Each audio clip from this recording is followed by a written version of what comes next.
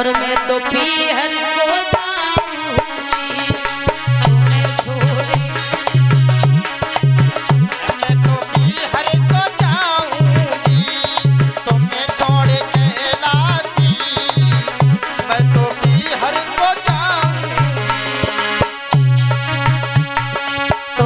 छोड़ कैलाशी मैं तो पीहर को जाऊंगी, मैं छोड़ कैलाशी पीहर को जाऊंगी, मैं छोड़ कैलाशी मैं तो पीहर को जाऊंगी। ओ तुम्हें छोड़ कैलाशी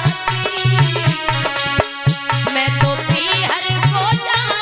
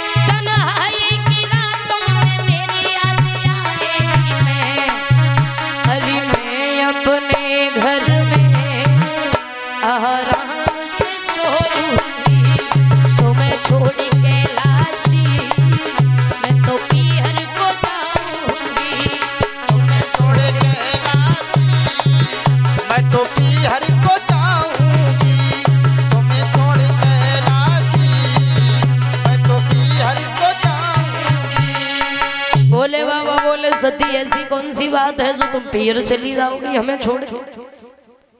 सती बोली सुनो भोले बाबा बात ये है जे बताइयो तुम्हारे गले में जो मुंडों की माला पड़ी है जिसमें मुंड है 108 ये किसके है कभी बताया है तुम?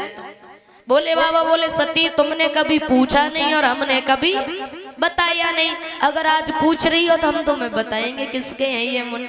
जानना चाहती हो? हाँ जानना चाहती हूँ मैं। सुनो सती ये मुंड किसी और के नहीं बल्कि तुम्हारे ही हैं। इतनी बार तुम मर चुकी हो और इतनी बार इस धरती पर अवतार धारण कर चुकी हो, जन्म ले चुकी हो।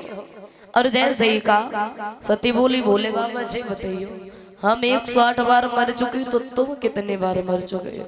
भोले बाबा बोले हम तो अजर अमर हैं, हम नहीं मरते। सती बोली ऐसी तुमने कौन सी बूटी खाई है जो तुम अमर हो?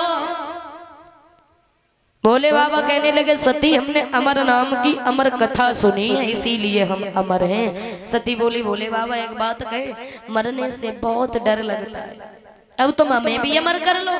भोले बाबा बोले तुम्हें कथा सुननी पड़ेगी तब तुम अमर हो। सती बोली बिल्कुल सुन लेंगे कथा। भोले बाबा बोले उस कथा के कुछ नियम होते हैं, जब तक कथा पूरी नहीं सुन लोगी तब तक उठ करके नहीं जाओगी। और सुन जब तक हम तुम्हें कथा सुनाएंगे इधर उधर ध्यान नहीं होना चाहिए, कथा में ध्यान होना चाहिए। और तीसरी बात बीच बीच में हुंकारा देती रहोगी तो हम तुम्हें कथा सुनाएंगे। सती बोली बिल्कुल कर लेंगे हम, लेकिन तुम हमें कथा सुनाओ। भोले बाबा ने एक जंगल को खाली करवाया, पशु पक्षी तक नहीं रखे। क्यों?